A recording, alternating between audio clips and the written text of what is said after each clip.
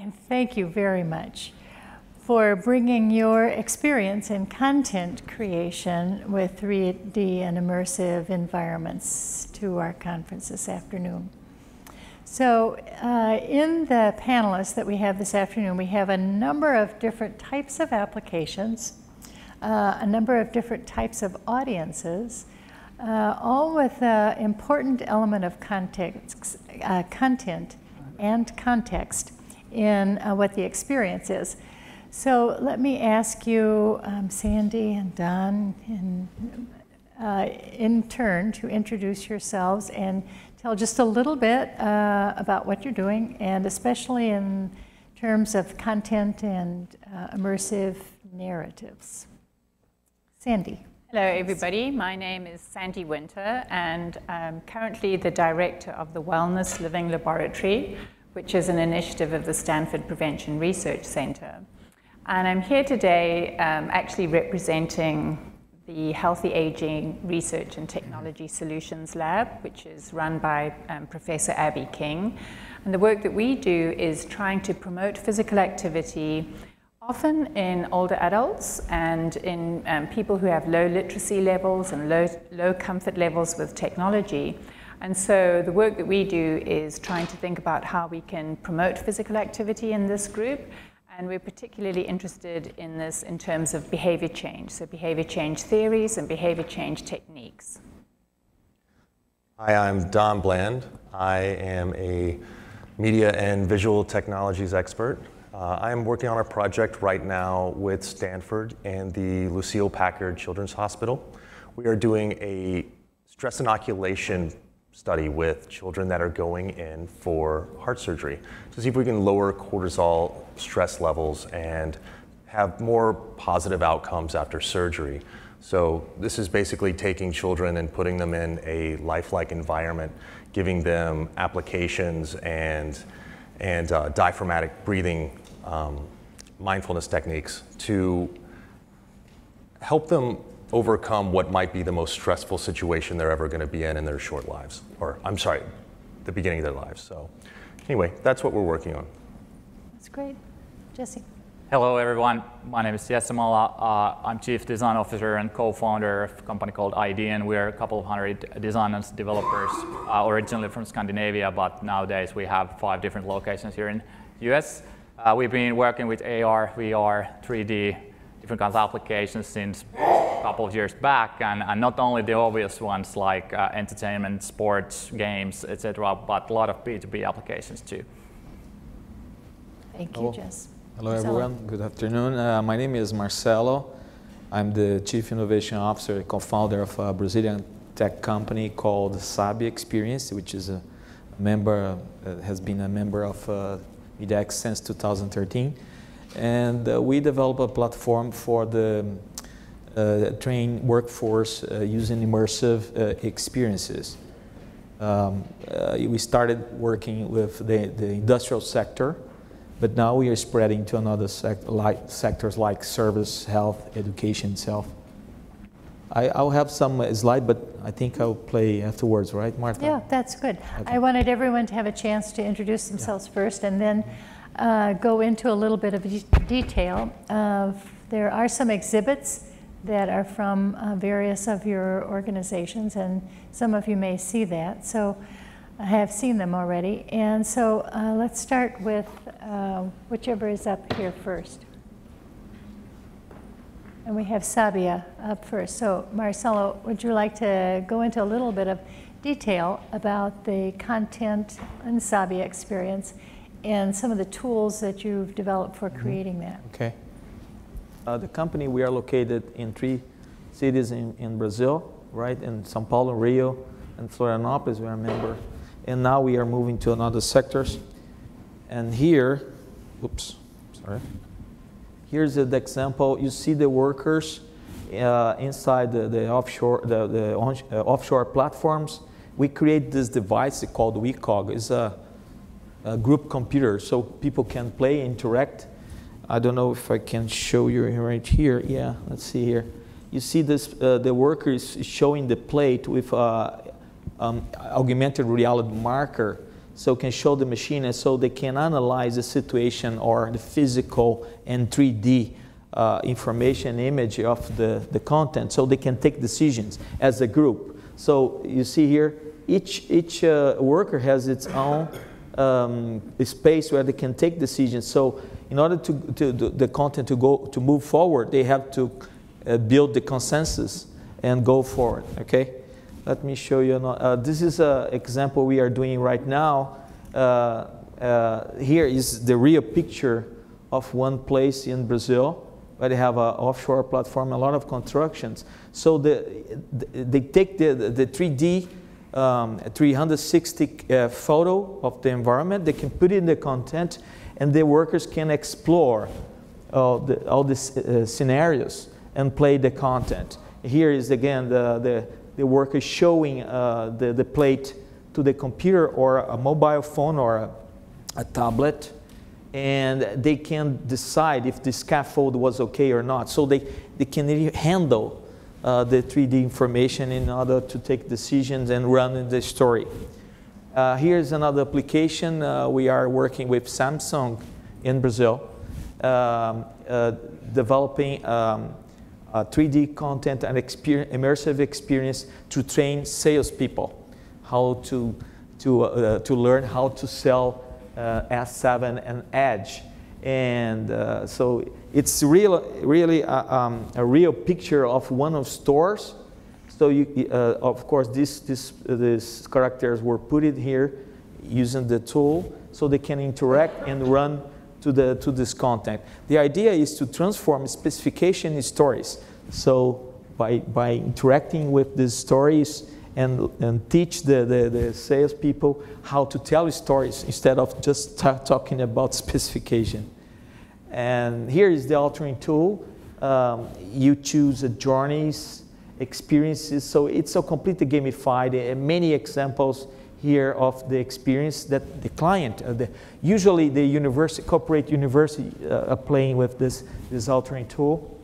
And here they can, it's a special place where you can put a photo or a 3D image. Here use a text-to-speech technology. We are using Watson for the many languages, so you can integrate that. And here you can produce the games, even the answers of the games you can put it. So we have invested many years just to give the idea to simplify the way people can build the content. Just information if you want to play afterwards, after the panel. This is the address here, sabiabiodices.com. And before that, if you want to play with the augmented reality, go to this sabiabiodices.com/AR and take a photo or print it out so you can show the computer and can play the interactive game. Okay, great. Thank you, Marcelo. Sandi, do you want to show some things additional to vCoach? No. Okay. So, should I talk? Yes. So I am actually following on from the talk that Vincent gave earlier on about the virtual coaching system. And the partnership that we've had with ITRI was to test the vCoach system in a population here in the States. And the things that we were looking at were things that would influence the content development by ITRI. So we had enrolled a number of participants. They came into the lab, they went through the vCoach system, and we got both qualitative and quantitative information from them about how they found that experience so that we can use that information to try and change the content. So things that we would ask them were like, would they prefer exercising in front of an avatar, or would they want a real person? And most people said that they wanted a real person and they didn't want an avatar. We also asked them if they were exercising, did they want to see somebody who looked like they did, or were they happy in exercising with somebody who looked different from them? So, you know, it could go both ways. If you're a middle-aged woman and you're doing exercises, it might be really off-putting to see somebody who looks like Claudia Schiffer or something like that. But generally speaking, people didn't have any preferences when it came to age or gender or ethnicity. The only thing that they requested was that they have a real person and not an avatar. And so those are the kinds of feedback that we've been able to provide to ITRI to try and help them as they think about spreading their system out through the US. And I think that it would be different in different cultures, and so you'd have to do these kinds of tests and make them culturally relevant as well as language relevant, obviously. That's great. In terms of testing the relevance, Don, your Braveheart is still in development, but what are you finding? And can you talk a little bit about your process of content development? Sure. Would you like me to talk about the slides or just in general? Yeah, let's do the slides. Oh, sorry. I don't know if this is going to go in order. Oh, here we go. So I come to you as an adventure cinematographer. So I spent about the first 10 years of my life making shows like The Deadliest Catch, Axemen, Ice Road Truckers, Black Gold, Tornado Road, about 100 other ones. So these are all very much dangerous environments that we would use to bring people to the edge of death. What we found was that storytelling is the ultimate user experience. And we were very fortunate at the time that we were making these shows to be in HD. So we found that HD was a very good first version of what immersive environments were. All of these shows, we would develop different camera systems that would have to handle the ocean, freezing, falling. There's a lot of vibration on oil rigs. We would shake the crap out of them. Virtual environment or environments that we would freeze cameras. Did optical cameras work better than tape-based cameras? And the answer is yes, because of threading mechanisms and hydrodynamics and lubrication. So we made a lot of these shows for a lot of these different brands like Discovery and History and National Geographic. And has anybody ever heard of the network on the bottom? So that was a network we started in 2010 called 3Net. And 3Net was the first fully programmed 3D stereoscopic television network. And the reason you never heard about it is because 3D turned out to be terrible on a TV. We spent about $70 million proving that.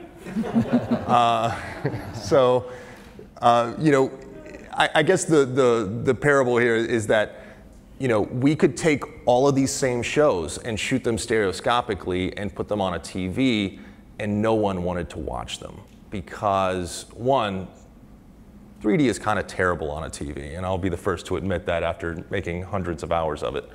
But the other part is that just because you bring technology to storytelling doesn't make it better.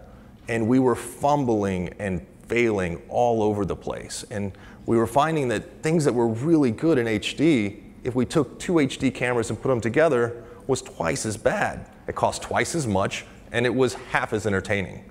So, is it that way? That brings us to other virtual environments. And so with HD or with 3D, it was always a passive experience. And just because we could bring someone what seemingly would be closer to the action by giving them something in stereoscopic vision was actually not as fun because they couldn't interact with the environment. And VR has been so instrumental in helping people be immersed, but then you get the world of engagement as well. With our Braveheart project, we're not doing any inputs besides gaze.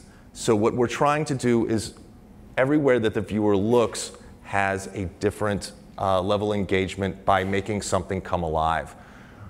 As you can see in the center here, we have a kiosk that's in every scene that has a real character that's gone through this particular procedure.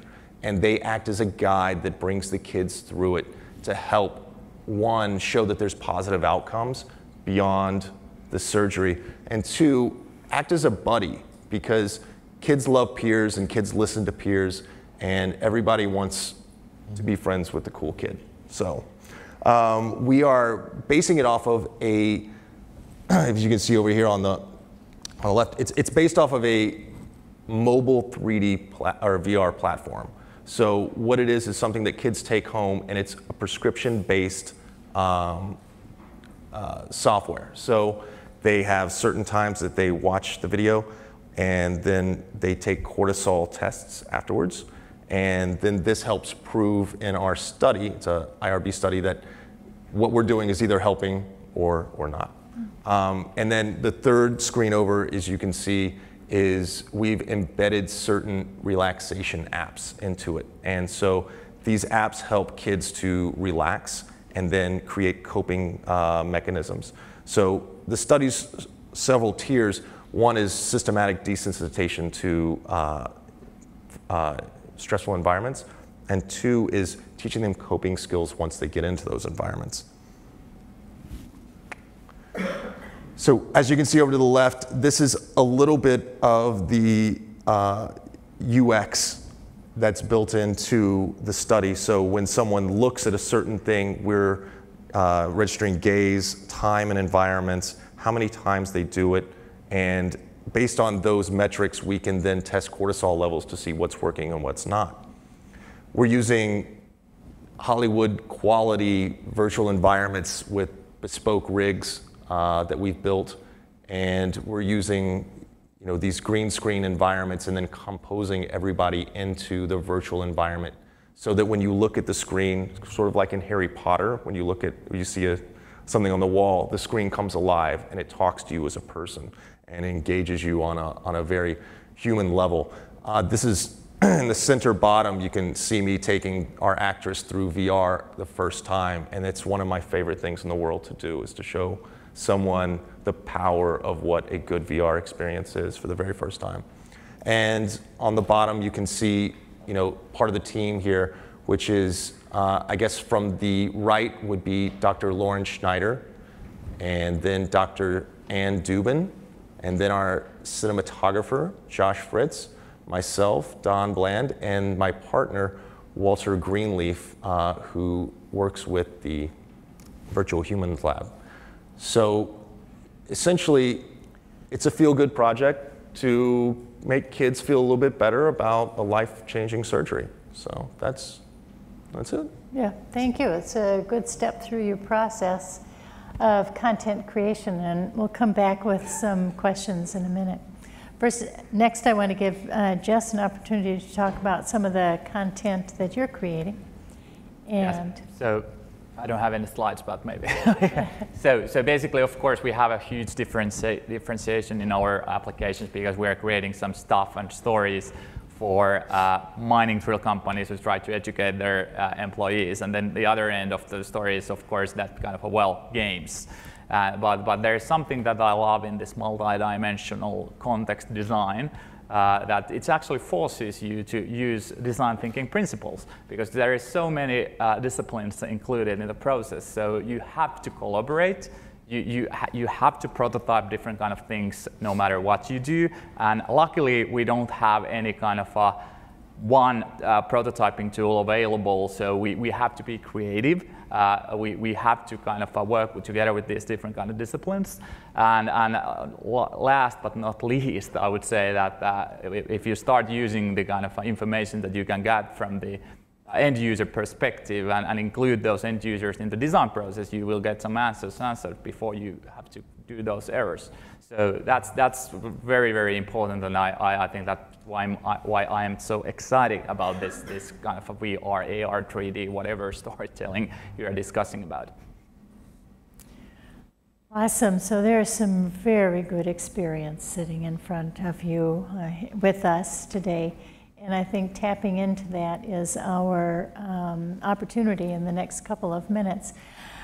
Jess, I want to stay with you for a minute and ask you to talk about some of the elements that, you have thought deeply about some of the critical elements of creating good content in an immersive environment. And would you share those perspectives with us?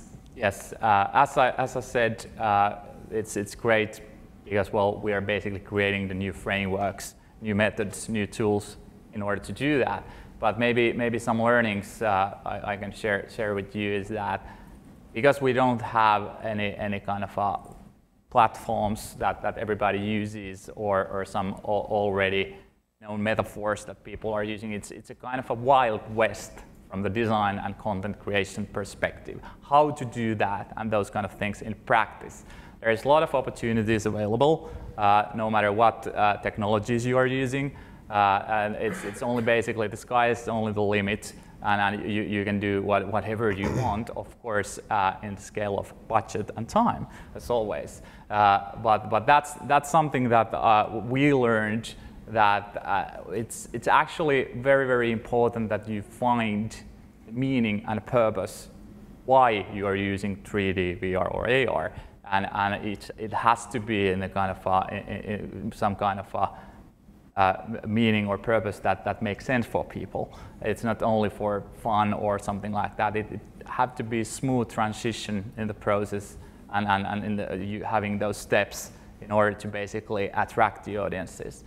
So that's basically, I know that it's heavily dependent on the case also, but I would say that if you kind of basically following those principles I mentioned, so include the end users, prototype, and maybe do some kind of testing, it's definitely, it will be there. And as I said, if you can collaborate and be very, very kind of team work oriented, I think that's the way. How many, can you talk about the number of iterations? I mean, yeah. We're here at Stanford, we understand the design thinking, user-centered perspectives, and depending on the domain, you might expect a different number of iterations. What are you finding? Yeah, exactly. That's a very good question. So if you are working, let's say, the mining drill case that we had, it's of course crucial that you get everything right, because people can get easily killed if you're not. So then the iteration rounds, there will be a huge amount of iteration rounds. And with that particular case, we actually test it after every week. So we work in very agile manners. So we have a kind of 1 week sprints, and after every sprint, we actually validate the design and of course the implementation part of it. And we run that kind of cycle almost 6 months. So basically, there's quite many iteration rounds. Then if we go the other end of the story, let's say games, it's usually that, okay, let's go out with this one and let's test that alive and see how it goes. Mm-hmm. So there's huge differences between those different applications. Mm-hmm. So as you're storyboarding, are you storyboarding with the idea in mind that you have to have fairly fine fragments so that you can do the iteration, or does that come after? Once again, pretty heavily case dependent, but actually storyboarding is one of the best tools to do that. Uh-huh. So combining the kind of technology knowledge that the team has, and maybe the creative power that your team has. The storyboarding is something that we actually learned that's something that Hollywood production has used since 1920s or something like that. And interaction designers been using that maybe from 50s. And if you combine those two, it's actually when the magic starts to happen. Aha, interesting. Don, you were talking about taking an actress through a scene, a virtual scene, for the first time. Is there a difference in the way that you direct actors and actresses in a virtual production, in a production that's intended for VR? Yes. Can you tell us about that? Yes.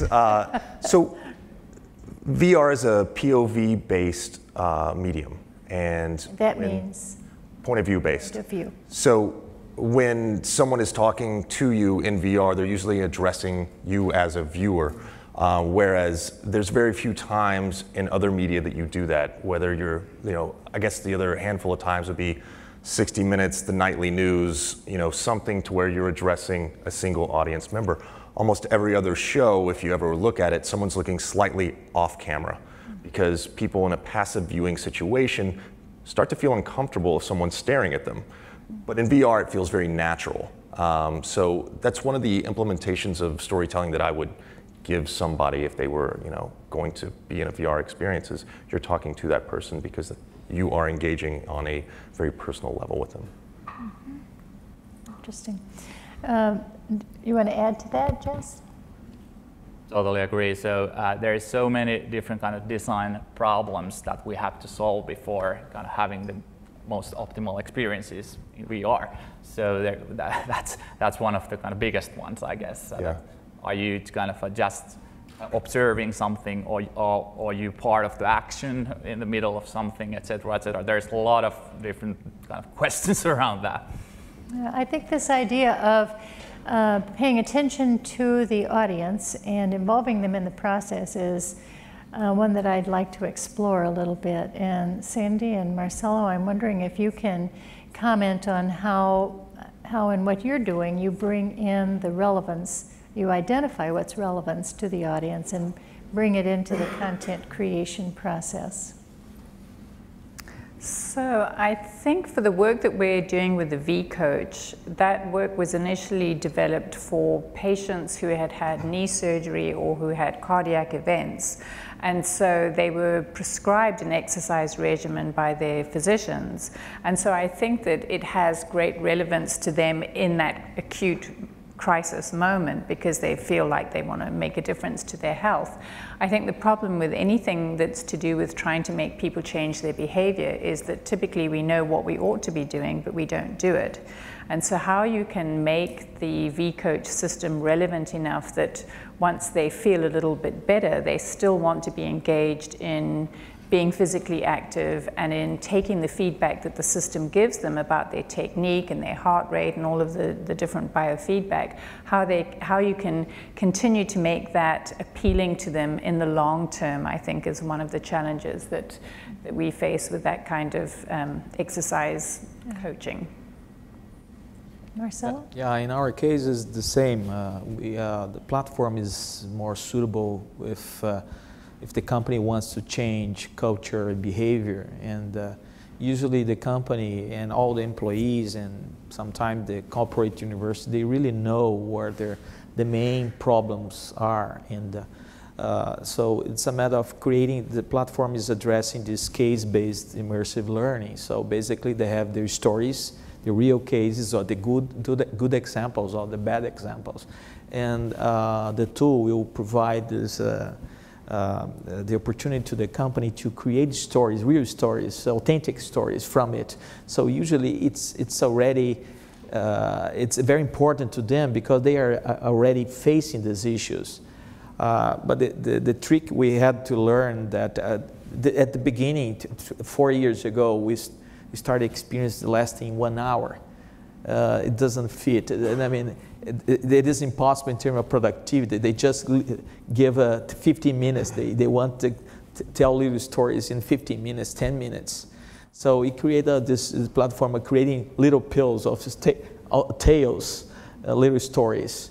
So they can use their own stories, they can use their own cases to explore and build this immersive learning experience to them. And it's very tricky because even the simple word or a simple picture of avatar, if you take the picture of the place, should be really authentic. Otherwise, the workers neglect the experience. Can I pile on? Great. Yes, and then I'm going to come out for a question. So I think that there's a lot of room for growth, especially in this sort of input. There are gamified clinical protocols that you can give people in virtual environments that using 3D tracking hand controllers like from 6 Sense or from HTC or from Oculus, to where they can do, basically physical therapy outside of the clinic, or they can do exercising outside of a gym. Where basically you give a set of protocols, you make it into a game, and people are much more engaged to do so. We saw this with stroke recovery patients, and they didn't want to look at themselves as they didn't want to look at a camera. They wanted a motion-based tracking system instead of an optical-based. Cool. Is there a question from the audience that you'd like to put in front of the panel? Yes, ma'am. I have a question that hasn't been brought up today, probably for obvious reasons, but I think it plays an important part in virtual reality, and that is with early adoption of technology has oftentimes traditionally been driven by porn. We saw that with the adoption of the VCR, we saw that with high-speed internet, and obviously a lot of the money-making aspects of it. I just wondered if anyone wanted to talk about how and why they see that as an effect in terms of content, pluses and minuses for that in virtual reality. This is an invitation to talk about. I'll engage that question. I follow you, right? So I don't think that porn will be a driver for VR. I think that presence plays such a big role in what VR is that I don't think that you get the immersion and the sort of presence of being in a sexual situation when you watch porn in VR. I think with traditional methods of shooting this, it was always third-person viewing, and it was very voyeuristic, and it was taboo, and I think that that's why people went to their homes or they went to theaters to watch it. I don't think that it's a driver for VR in a substantial way. I don't think it's going to create mass adoption. Totally agree. However, it's already quite big business, and, so I don't really get it. So just for a note, we don't do anything that way, of course. Right? But I just guess talking about what we've heard in general, about, yes, right? of course. Yeah. Right. So I guess it will be a factor, but not as big factor it has been if we talk about, let's say, internet or something like that. If history repeats itself, I think that sports also has played big in the right. I think that what you just said is right, and that comes directly from the experience perspective. But then there's the other side of things, like a kind of financial side of things. Yep. So, and because it's socially questionable to kind of complain or ask your money back guarantee in porn, so the kind of lower quality will be okay. A lot of times there's one more question back here.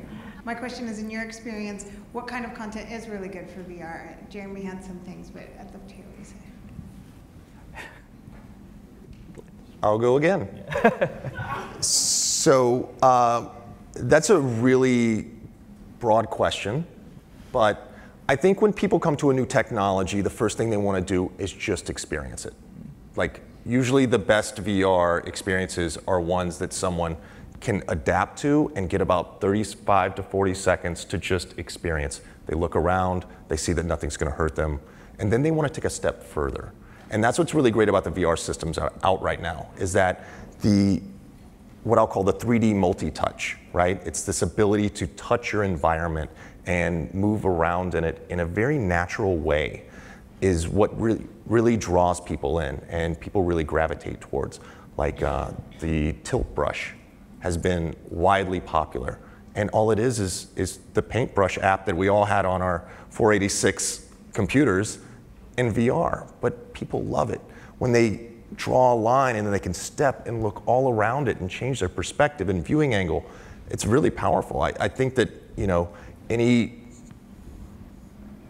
app that allows people to have a buffer zone to understand what it is and then draws them one step further into immersion or experience or storytelling is moving along the right path. Can I say something? Marcelo, and then Karina, Sandy. that's a good question. We have been thinking about it, and one of the main challenge in some contents, that the contents involve a group of people discussing the same thing. So how to be in the same environment and take decision. I've watched the presentation of Mark Zuckerberg, Facebook. Have you watched this VR group, the first experiment? Have you? It's in the internet, in YouTube. So that was the first trial to put 3 people together in avatars and experience the same thing and take decisions in this 3D environment. I'm a little bit skeptical because people want to discuss, maybe in groups far away from each other would be interesting. But content where a group of people can discuss, I think it's still a matter of research, but I see the potential. Having people from different places and countries in the same environment discussing the same thing using avatars and interactivity. It's very powerful, but it will take some time.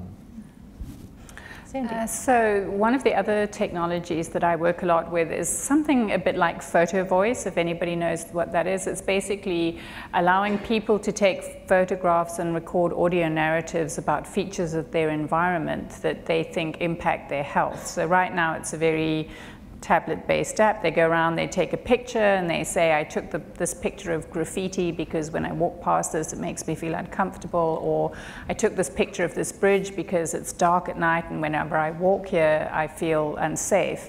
And so one of the dreams that we would have is that once you have a group, and it's typically, again, older adults with low technology capabilities and low literacy levels, and that's why they're talking about their experiences and not writing it. One of our ideas is that if you got a group of people together to put them into a virtual reality environment that replicates what their environment looks now, and then maybe put in some of the solutions that they brainstorm together as a group. So, for example, replacing the graffiti with murals that some of the children from the local school have done or something like that, but actually letting them see and see how that environment would look with the changes that they propose, and being able to present that to policymakers then could potentially be useful at driving neighborhood environmental change to the built environment. And the thing about changing built environments is that if you make a neighborhood safer for walking or more accessible for food, that benefits not only the people the older adults who might have been engaged in that project, but it also benefits everybody within the community. So being able to take those photographs and audio narratives and put that into a virtual environment to be shared with others, I think could be motivational for neighborhood change. Motivational. There's a question back here. Question is, do you prefer, like, what is the preferred, for users, what is the preferred type of content in VR? Is it animated content or is it real content? So I'm creating an education-based app, and I'm thinking, should everything, like I can use a 360 camera and record, let's say, this room and put it as a scene, and with real people and real, you know, everything is real. It's a video, or it could be interactive, or should it be animated in 3D design? That's one question. The other one I think nobody's talking about is when this becomes mainstream, we're going to have ads on our face, and is there any policy or any kind of best practices, and how should the ads be, or anybody's talking about that? Good. Two questions. So animation versus real representation, and what's ad going to be advertising? Yeah, Marcelo? If you remember, I showed some example about the oil and gas case. We use both. I mean, the real picture, so the workers can realize that they are dealing with the information case-based, at the same time dealing with 3D or dealing with a virtual, so you can extrapolate, you can show the limit, expand the limit of the experience. So in our view, starting with a real place, a real picture is better, so people can feel safe, and then you can take another step forward, showing virtual reality. So you can show maybe a 3D model to improve the experience in this real environment. So we use both cases. Yep. And when we asked our users on the vCoach system, they all said that they would prefer real people to avatars. Mm-hmm. You have to think about what the story is that you want to tell. You know, everything has a different paintbrush. And so there's not one environment that's more powerful than another. There's just one environment that fits your narrative better than the other. Mm-hmm. And that's, you know, that gets back to storyboarding or user experience or whatever that is what is the story you're trying to tell? What is going to make the largest impact, and what's the point you're trying to get across? And then if you can answer those three questions, that the difference between a virtual environment or a 360 video will probably, be answered. It might also be age specific. Different age groups may prefer different things. Now we have a very special situation here because we have both people who are interested in the technology and people who are interested in the content and people who are interested in the human experience and the human science behind it. And I can't close, but I know I need to close, without asking you as representing the content developers, if you're asking the people who are developing the technology to do two things to make content development go better, what would those two things be? Because they're probably sitting here in the audience, and you can ask them, what would you ask of the content developers? Very quickly, Sandy. Well, I think because most of the work that I do is with people who typically don't use technology a lot. They are these low income, low literacy, low technology naive individuals. To me, the most important thing is to make the entire system, so not just the content, but the technology use, very, very simple. And I think that simple to design is often more difficult than to make something with a whole lot of bells and whistles, really keeping the message clear and simple. And then I think the other thing is thinking about the ubiquity of all of the technologies that we have. So in my field is a little bit different, thinking about wearable technologies, you still have to charge it and you have to sync it and all of those kinds of things. So I think it's not really necessarily content driven, but I think wearing your technology, so actually wearing your t-shirt that measures your heart rate and tells you where you're going, or wearing your Google type of glasses that tell you all sorts of information. So I think that there's a lot of future and exciting things out there. Good, thank you. So I'm going to total agreement with you. I think that when you can create an experience that makes technology invisible to the user, that's it. You are going to be very successful. And most of the problems with emerging technologies is that they're clumsy and they require a lot of thought.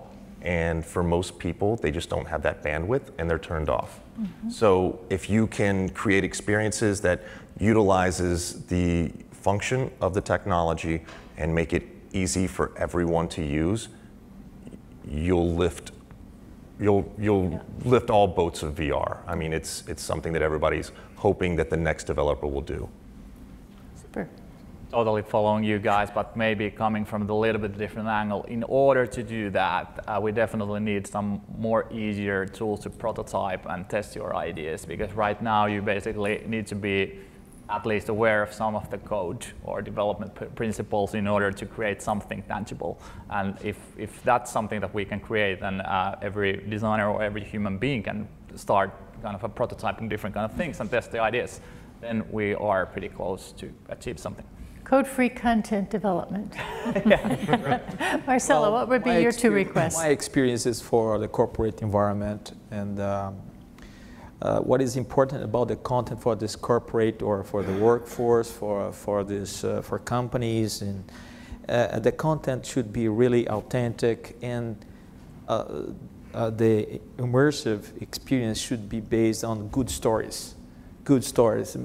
You can imagine how many good stories are and not just for the good example, but some bad examples too. There are good stories in the organizations, and if the content creators can be authentic, they know very well from inside that community, they are able to create good experiences. Sometimes even with no technology at all, just create stories, tell stories, and interact with people.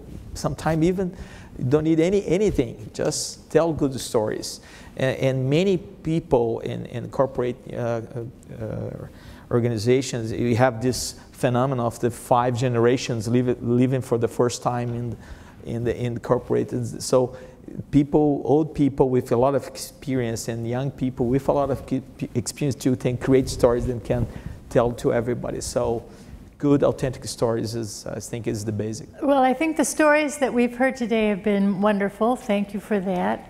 It's a fast-moving field, and the stories that are underway that we hope we can share with you at another time include those that have haptics in them, those that take acoustics to the next step, maybe olfactory, certainly the cognitive sensory activities, and light fields. But for the stories today, thank you very much to our panel. Thank you.